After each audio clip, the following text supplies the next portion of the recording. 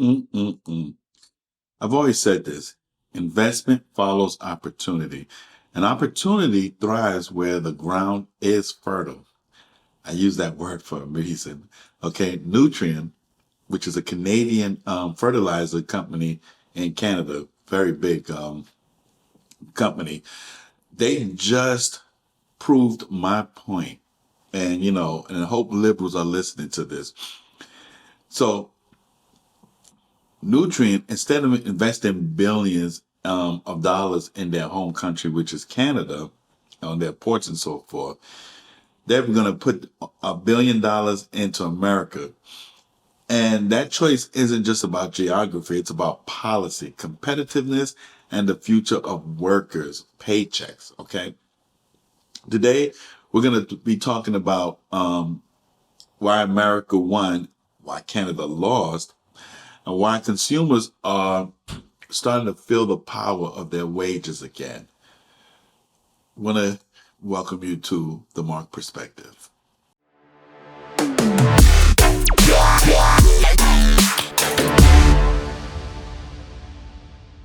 Mr. Speaker, potash is a critical mineral and a pillar of Canada's trade strategy. Yet this week, Nutrien, a Canadian champion in potash, has chosen to put $1 billion into a U.S. port project instead of building here at home. Wow. Why? Because the aimless regulatory environment created by this Liberal government is too complex and unpredictable. This isn't just about potash, it's about Canada's ability to compete and lead in critical minerals and global trade. Why is this government letting Canada become the last choice for Canadian companies? Good question. The Honourable Economic Secretary, Minister of Energy and Natural Resources.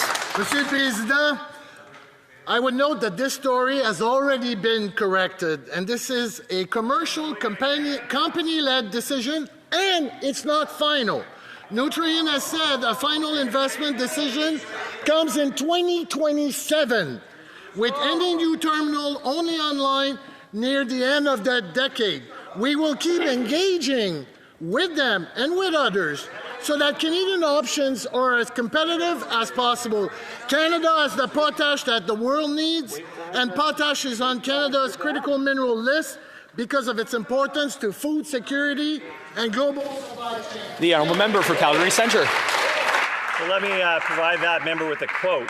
This is a failure on Canada's part, a condemnation of our regulatory environment and our ability to permit infrastructure the private sector actually wants to pay for.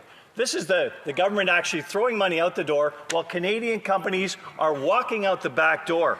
Will this member please acknowledge it's their Liberal policies that are pushing investment out and reverse this regulatory mess? That's right. The Honourable Economic Secretary, the Minister of Energy and Natural Resources. Mr. Speaker, we're already investing heavily to strengthen trade corridors and port rail capacity across the country. We've all seen all the major announcements in the last few days and in Budget 2025. And it includes major long-term projects to the National Trade Corridor Fund. These investments are aimed exactly at improving reliability, reducing bottleneck, and keeping value chain here in Canada. Thank you, Mr. Speaker. The Honourable Member for Hamilton East, Tony. Please remember to like, subscribe, and share this channel. So let's get to it. But before we get to it, I do want to apologize. I had some things I had to get accomplished today. Not today, excuse me, for the past week. So I wasn't able to put out any videos, and also trying to go live was a huge failure because for some reason my Instalink camera, which is probably one of the best cameras I ever had, does not seem to want to work with YouTube. So I have to figure out what camera I can use so that I can go live on YouTube and engage with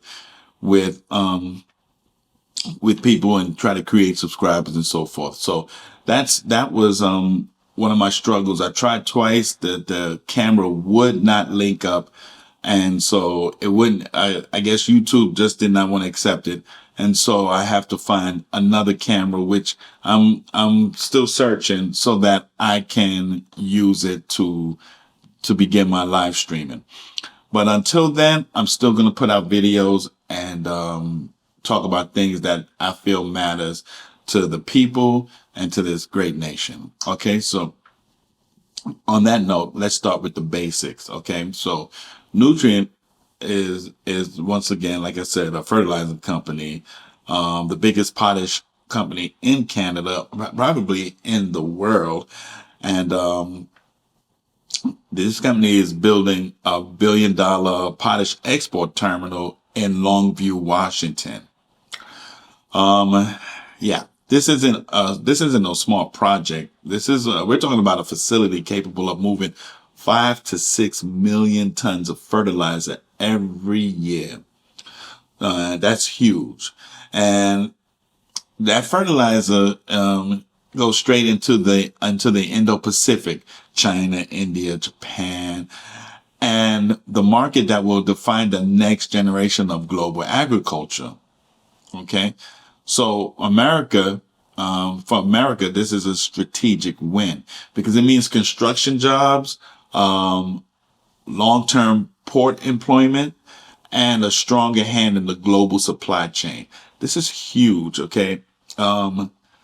I was just listening to it on Fox Business, and it shocked me when I heard this because we've been talking about minerals and getting that America having that global supply chain, like really a strong hand in the global supply chain. And this big move will do it. And it's not about, smart investment. It's about making strong, powerful policies. And Donald Trump has been doing it. I tell people to have patience because when Donald Trump tries to reduce, you got to understand something. And this drives me crazy with some of these leftist extremists and so forth. They want to tax the rich. They want to increase, and mind you, this money does not go to invest in future jobs so that people can get jobs. They're going to take this money, probably profit it for themselves, and then also give it away. So you want to give it to a lot of social programs and so forth. And that's losing because you're not investing. America has to invest because they have to get a ROI, a return on their investment. And if there's no return on the investment, then this country loses, debt continues to rise, and then you're going to see a huge rise in inflation. So we need to invest to get, and for instance, with Trump doing tariffs on other countries like Canada, it helps bring in investment. So now when you cut deals, mind you, when you're cutting these deals with these countries, and then you're reducing, you're removing those red tapes, reducing regulation, reducing taxes, making it more affordable so that companies can invest in your country as you're cutting these tariff deals. It can only be a win-win situation. This is what China was doing, okay? And China was winning while these liberal politicians kept destroying this country by just overtaxing, overregulating. And that's not how you're going to win. There's certain industries where, yes, there has to be regulation. Like, for instance, the airline industry, because this is playing with people's lives. You're flying this plane in the air. You have to have certain safety standards. So there has to be certain regulations so that people could feel safe when they get on airplanes. But some of these regulations that, they got to keep paying, invest, like they want corporations to invest in climate change. No. It's a big farce because China and India is not doing it. So why are they making companies invest so that they could pay into this Paris Climate Accord? Man, it's crazy. Okay, when you cut back on regulations, the overtaxing, you'll see more companies come in and invest in your country. That creates jobs. That creates longevity, job security. Okay, increase in wages. Okay, which we'll talk about that soon. But that's what we're going to see. Okay. So when a company is weighing where to spend $1 billion, every delay, every extra tax, every layer of red tape adds up. America's regulatory climate and tax structure made the math simple. Invest here, not there. Simple. And that's why the project landed in Washington instead of Vancouver or Prince Rupert.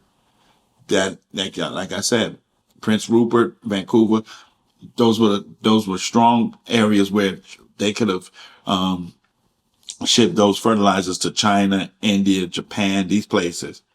But instead, it's now coming out of Vancouver, Washington, in Longview, and now America has that stronghold, that strong global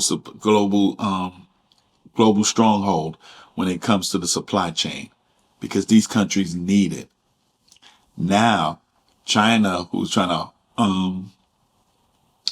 to, I guess, hold off, wait. Maybe they were trying to see how long they could hold off before they can then throw their little dominance, because, liberals, they'll fall for anything. China say one thing, liberals will go for it. Now China has to talk, because these minerals they need, and it comes through America now. And I'm just really happy at, this big move. This is a big win, not just for America, but it's a big win for Trump. It's a big win for his administration, and it's a big win on the Trump administration policies. Huge wins. Okay. So we really need to tip our hat off to this administration. It doesn't get any more ironic than this. Canadian potash giant Nutrien is choosing the US, not Canada, for a new potash export terminal. Why? Higher taxes, slower approvals, and a burdening regulatory environment at home versus in the US. Another major investment leaving Canada. Nutrien, a Saskatchewan-based producer of potash, has chosen a Washington port for a new export facility for their potash. At first blush, this doesn't really make sense. Canada is the world's largest producer of potash, responsible for about 30% of the global supply. The United States doesn't really have much of a potash industry. Nutrien is based in Saskatchewan, and there have been tariffs on fertilizers from Canada going into the US, so why not build the port or invest in port infrastructure in Canada? Well, Nutrien said it had to do with a combination of factors around rail prices, taxes, regulations, and things like that. But I don't think that tells the whole story. Around the exact same time that Nutrien was announcing they were choosing the US over Canada, the Trump administration suddenly and unexpectedly decided to drop their tariffs on fertilizers, including potash. Now, I don't have any proof that these two things are connected, and they may not be. But the Trump administration has been, well, let's call it what it is, extorting companies into choosing the United States by using tariffs as a negotiation tactic. Nutrien, which ships about half of its potash to the United States, would quite happily choose the US over Canada for a port if it meant dropping tariffs on potash. Meanwhile, Ottawa is going to meet with Nutrien to try to convince them to stay, but good luck. You're competing with both the tariffs, which may or may not have had some under-the-table negotiations there to incentivize them to build in the US, and you also have the fact that the US heavily subsidizes their ports, something that Canada doesn't do to the same extent, meaning that costs are much lower. Not to mention that Canada's rail infrastructure is pathetic and extremely expensive. This is yet another example of Canada losing a multi-billion-dollar project to the United States, and whether it's because of legal extortion through tariffs or simply because the US market is much larger and more lucrative, it's not going great for Canada. To the Canadian farmers watching this video, how do you feel about this? This right here is a breaking story about how Nutrien has selected a US location for their next export terminal. You see here, it rules out all of Canada's West Coast ports. From a farmer's perspective, what do you think about this? I have my own opinions. We understand that Vancouver, there was a contender there for a potential port. It had capacity issues and some bottlenecking logistic problems, but this is going to have a negative effect on Canadian agriculture. This is a story that goes to show that the investment environment in Canada is not attractive. We cannot attract critical infrastructure investment in Canada. It's all fleeing. One of the worst domestic economic impacts this may have is the last leg of Canadian potash exports are now going to bypass Canadian ports. They're just going to go right to the US port, which could, if that does happen, have a very big negative effect on our own domestic economics. We've seen blockades on the railroad, strikes that have led to supply chain and logistics issues for companies like Nutrien in the past that likely will also lead them to make this decision. One thing to note is adding this terminal is not going to replace the Canadian infrastructure they already have. It's just adding to their logistics, really. It's just providing another route, another clean route with access to more markets, which you would wish that we would be doing home in Canada. Anyways, that's my 2 cents. I need to hear from the farmers or anyone in general. Let me know what you think. So let's flip the coin, okay? Canada lost big on this one. There's not even no trying to, I guess, sugarcoat this. You can see even their politicians are screaming bloody murder, okay? That $1 billion investment that is now coming into America and not in Canada, that could have fueled jobs, strengthened ports, and reinforced Ottawa's critical minerals agenda. See, but now they lost that, okay? And instead, Canadian exports will now depend on U.S. trade routes. That's serious, okay? That's not just an economic loss, it's a strategic one, because now America holds the power. And I don't think a lot of people understand this. Okay. Leaders in Saskatchewan and British Columbia are frustrated. And I posted a video showing where their frustration was at, between liberals and conservatives. The liberals in Canada really, they're so into their social agenda that they're missing huge opportunities. They keep losing companies overseas to China. And now with America dropping those taxes, eliminating those red tapes, reducing regulation, especially when it comes to tariffs. And I wanted to say something about that guy who said something about he's not sure if tariffs played a role in Nutrien coming to America. I want to say I believe it did play a huge role, because remember, the president said it himself, which is now showing to be the right move. Tariffs are used as a negotiation tool so that we can negotiate and America can come out with something good, and the other country like Canada could come out with something good. When you hit these countries with tariffs, like what America was doing, it becomes a big problem, okay? But the great part is that Trump and his administration really played this well. I mean, played it very well. And so now the tariffs would drop. Not the tariffs, but tariffs on certain goods like fertilizer, that was dropped, and at the right time. Now he's right. We don't know if that played a role in Nutrien making their decision. However, with the regulations, the high taxes in Canada, that has to play a major role, okay? And I believe that mostly played a role, because now Canada's ports are now sidelining. Ottawa's critical mineral strategy looks weaker. They don't have that strength like they were using. Like there was I guess thrown in our face to show their strength. Okay, and so the message is clear. If you want to attract investment, you can't drown it in bureaucracy. It's just crazy. I just don't get them. Let's bring in Art Laffer, former Reagan economist, and David Malpass, former World Bank president. Gentlemen, great to see you. Thank you for being here. Art, we had this capital goods orders number come in 4 times more than was expected. It was expected to come in positive 0.2%. It came in at a positive 0.9%.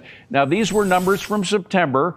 We have to say that. It was before the shutdown, so that might have changed things. But meanwhile, we had the September wholesale inflation number. That was also from September, less than expected. So we have a perfect world of strong growth and lower inflation.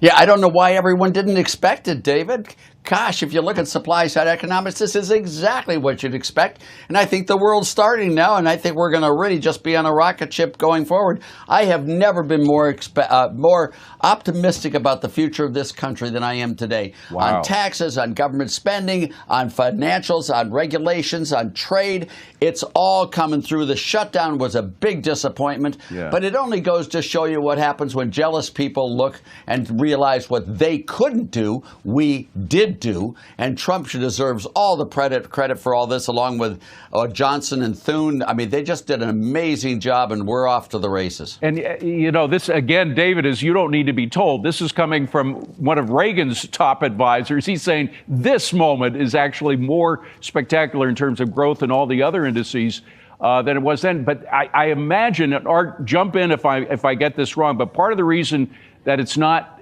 similar to Reagan, that it's more fast, it's working quicker than Reagan. Reagan's tax cuts took about 2 years to really kick in because they had to make deals with the Democrats, with Tip O'Neill at the time, right?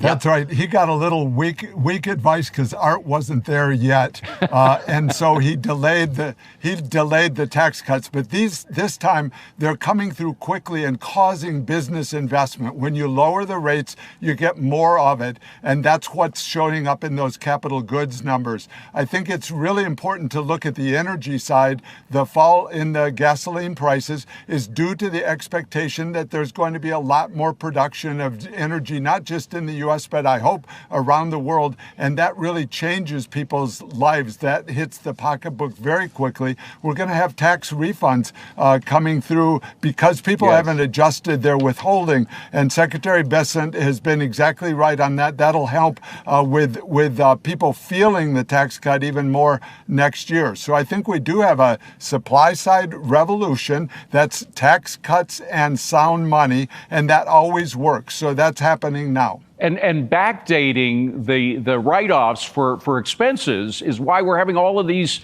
capital expenditures right now, isn't it, Art? I mean, you put it back they put it back to January 20th, the day in which the inauguration happened, and Trump got his second term. Yeah, I'm going to disagree with one of the little blips that occurred before we came on. Lutnick was talking about how it should go to pay the deficit down and not do there. Right. You know, what I think should happen is I think we should get a tariff payout, but the tariff payout should not be in a check, a dividend check. It should be cutting the payroll tax rate on both employers and employees who were the ones who did it to create a surge in output, employment, and production. The revenue losses will be very, very small because if you make it a time-sensitive employers here, you can get this jump. We do not need to send a check out because if you pay, which would you prefer, David? Which would you prefer? To give checks to people who don't work or to cut tax rates on people who do work? Right. And the key here is making sure we incentivize production, because if you are worried about affordability is always more goods available, which is a supply-side proposition, and this is a supply-side policy to really get this country going and win the midterms and then win re-election in 2028? Yeah, you did ask me a question. I got to answer to the president's on the president's behalf. I think he could say, look, these checks will just go to taxpayers if we send out the checks. Now, would that be all right? It can't do it that way. No, it's not all right. Okay, tell us why. It has to be for the incentive to work, because you need to see it there that your tax rate's lower, your after tax is higher if you work more or if you go get a job, not for what you did do. This is not an equity thing. This is not this is not all the feeling wheelings and stuff. This is about facts. Right. You need to cut tax rates on people's prospectively to work. Otherwise, it will make them not work. If you give a guy $1 million, they usually don't work overtime that week. Yes. So you don't want to give them a check, which will cause them not to work. It's a very simple phrase that I think you taught me. 2 words: incentives matter. And that would be the incentive way. And they matter on the margin. Exactly. All right. So I'm glad that I played that video, okay? Because this is where it gets really, really good. Okay. The same principles that attract corporate investment also empowers everyday consumers. Less regulation and reduced taxes create an environment where businesses can grow. And when businesses grow, they hire, they pay, and they expand. That's the part that I've been trying to get people to understand, is that when people feel this, don't fall for the tax the rich, especially coming from people that's rich. Okay. They don't want to be taxed heavy, but they want to go after the corporations and say they need to pay this and they need to pay that. But you got to remember, if you continue taxing corporations the way that liberals want to, you're going to lose investment. They're going to take their company and go elsewhere. So even if, let's say, Trump would have kept taxes high on corporations, and then he hit with a tariff, we would lose. We would lose because the companies would say, well, we're going to leave and we're going to invest in other countries. We're going to send our products to other places because we just can't afford it, because we can't afford the tariffs and we cannot afford the taxes.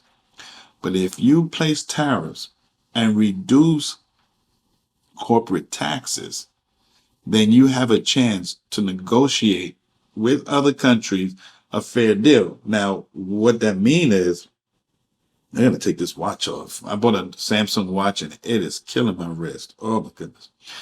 Anyway, what that means is that American companies that go overseas, like to China or India or elsewhere, the products that they were swindling into America and then getting those breaks while overseas, they would now be struggling because they have to pay this high tariffs.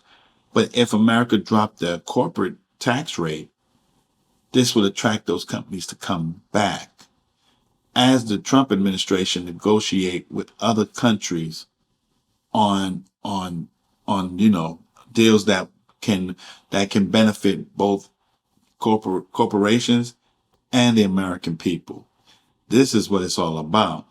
Okay. But it doesn't stop there. Just as Nutrien chose America for efficiency, workers are starting to feel efficiency in their own lives. And this is the truth. Wages are growing faster than the inflation. That is the truth. Okay. Over the past year, average paychecks rose about, I just saw the numbers, I believe, 4.2%, while inflation cooled at 2.7%. We do want inflation to go down a little bit more, but it's just hanging around that 2.7, 2.6. So that's a good thing. That means real purchasing power is back in workers' hands. That's what we want, because we want the working class to spend. When they spend, that means they're investing in the economy. And I was listening to somebody, a liberal, talk about, when we bring in immigrants, they can make money and send it to their family. No, that's not what we want. Okay.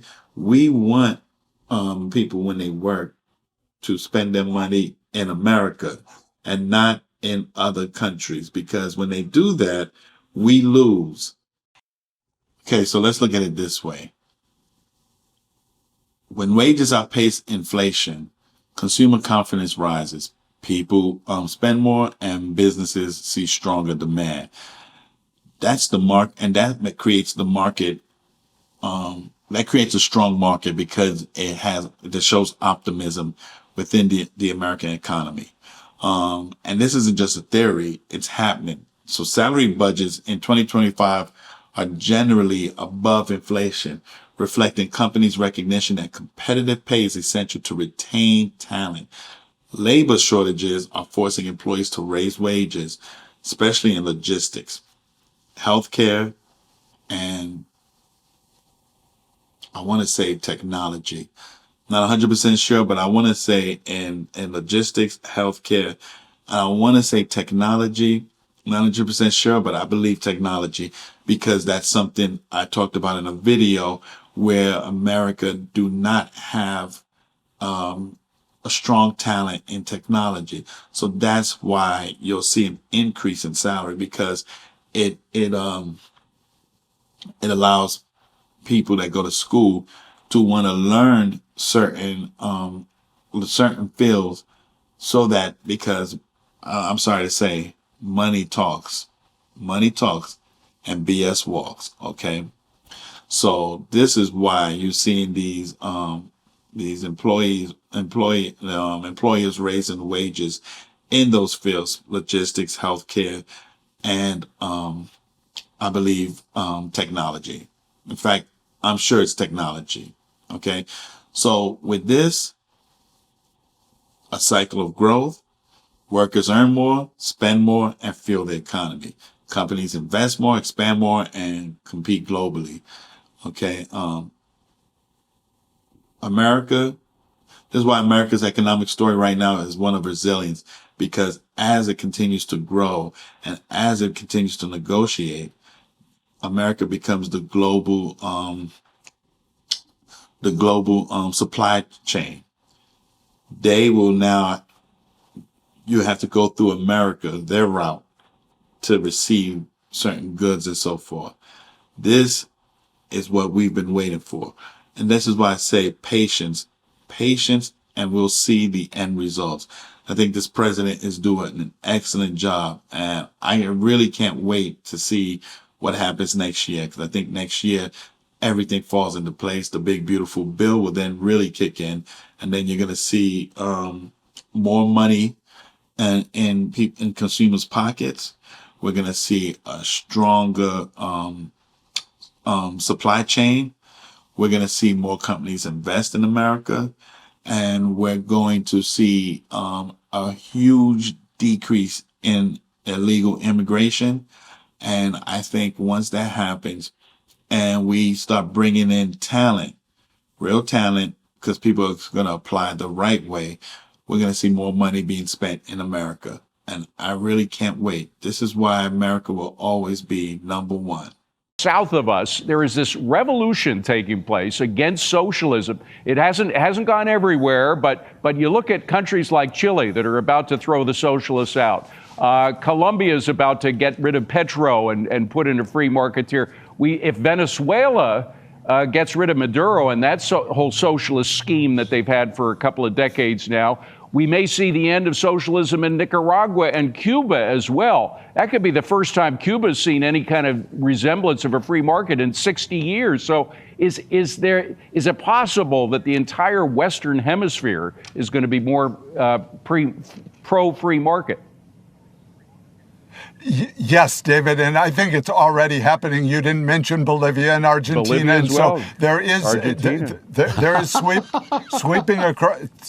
sweeping across Latin America is the desire for people to get better lives. That means to have jobs. That means to be allowed to work, to have sound money, and that is sweeping. And don't forget the resources in Latin America, whether in Venezuela or in Mexico or really across the region.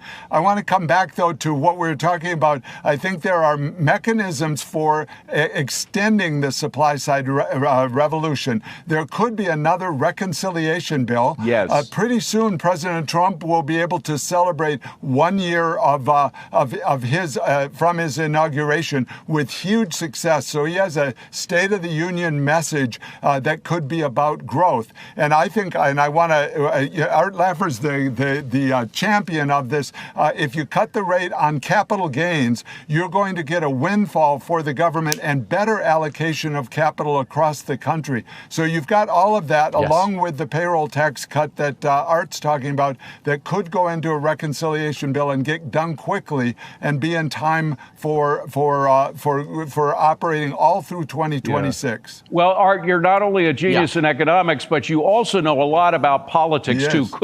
Politically, could that be done before the end of next year? Have another reconciliation bill that would have a cut in capital gains. It would have all kinds of tax cut incentives in it. Well, there's no money back guarantee on my advice on this because I'm not an expert here. But yes, I think it can be done. But the one thing I want to do is have the tax cuts in the reconciliation bill and watch how the Democrats vote.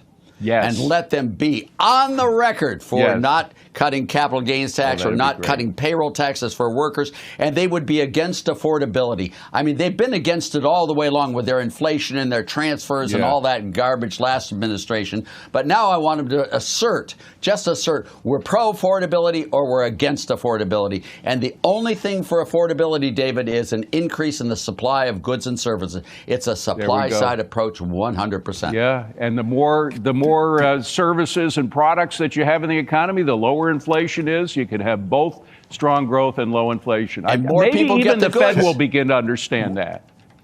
One ad is defending the dollar and final word, David. Go ahead. Yeah, we could switch to a price rule monetary policy and defend the dollar, and that was core of the supply side revolution in the 80s. The stable dollar enabled investment. You want to make sure the dollar you earn today is going to be worth the same tomorrow and maybe even next year. Gentlemen, great to see you. I could go on for an hour with you two. Have a wonderful Thanksgiving, guys. Appreciate you being here. David, you two are great. I love you both. You too, Art. Thanks. Thank you, all three. Now, here's something that I really want to talk about, okay? This all ties in, trust me. So, across Latin America, socialist parties often delivered on early poverty reduction, but later they struggle with corruption, inefficiency, and economic stagnation. Bolivia's collapse is emblematic of this trajectory, okay? Now, here comes the rise of centrists and conservatives in South America. Countries like Ecuador, Uruguay, and Paraguay have leaned towards centrist or pro-market leadership in recent years, emphasizing fiscal discipline and private investment. This is huge, people. Very huge. Okay. Foreign investment appeal. Okay. Deregulation and lower taxes are increasingly used to attract international capital, echoing the logic behind Nutrien's U.S. investment decision that we discussed earlier. Okay. So why capitalism gains grounds? I wrote down these stuff here. Okay. Economic stability. Market-oriented policies are seen as better at controlling inflation and stabilizing currencies. Global integration. Capitalist reforms open doors to trade agreements and foreign investment, critical for resource-rich nations. Okay, I'm not done. Middle-class pressure. As urban middle class expand, they demand efficiency, jobs, and consumer choice, often aligning with capitalist models. This is the truth. Institutional trust. After years of socialist governance marked by coups, protests, and instability, voters are turning to centrist or pro-business leaders who promise transparency and growth. Music to my ears, because this is, I never thought I'd see this, especially in South America, but with what Trump is doing, other leaders are seeing this. They are seeing the growth, the progress, because the GDP has gone up. More investors are coming to America. Now, you have these countries, like I said, Uruguay, Paraguay, all these countries that can use some investment. So now, if they leave that socialist ideology and now go into a more capitalist ideology, they can see more investment. They can see now more wages going up.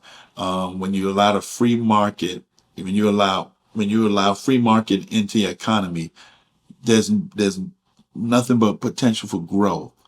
Okay, there's more confidence in the consumers, more investment. You will see a difference, especially more the economy be more stabilized compared to all over the place, because in a socialist regime there is no stabilization in the economy. So I think this is a good thing. It also make countries more attractive. Okay, for instance, For investors, South America will become more attractive for global capital, especially in energy, mining, and agriculture. This is very important. For workers, as I stated, shifts towards capitalism often bring wage growth opportunities, but also require balancing social protections. So, another thing. For politics, the pendulum swings suggest socialism dominance is weakening, though populist movements remain strong in places like Venezuela. Venezuela is going to be a problem, but I think they gotta hit a point where they're going to say enough is enough. So I don't know, but I am truly excited about what's happening in South America. I'm also excited about what's happening here in America. More investment. Okay. It can only be a good thing. Shows that regulation, reduction in regulation helps bring in more investment. Reduction in taxes, especially corporate taxes and consumer tax. Once you get that at a good level, you're going to see more consumers spending money into the economy, more corporations investing, not just in their company, but into the community. This is what it's all about. So when these corporations invest money in their company, that means they're investing money into their people, hiring more talent and seeking more talent, more opportunities for people that they have to get education, health benefits, so much because these companies can afford it because they're not bringing in more revenue. This is what it's all about. Bringing in more revenue so that the workers feel appreciated. The corporation feels like they can grow. And this is a beautiful thing. I think by 2026, we're going to see true growth. And this country is going to be in a position of dominance, especially the supply chain. This company, while everybody's sitting there, oh, Trump, crying, they are strategically allowing companies to invest in America so that they can hold a more powerful position in the supply chain and global supply chain. This is a beautiful thing. And I cannot wait to see what happens next, especially in 2026. 2026, come on, I'm ready to see what happens. Anyway, guys, thank you. I really enjoyed this video. I can't wait to put out more, and I hope to get my live stream fixed. I gotta find a camera that will allow me to sit down. I know people don't really know about me, so I have to sit there and hopefully see people come in, and then I can then start running my mouth. They'll see what the title is, and then we can take it from there. But until then, you guys enjoy the rest of your day, and I will have another video out real soon. Until then, peace.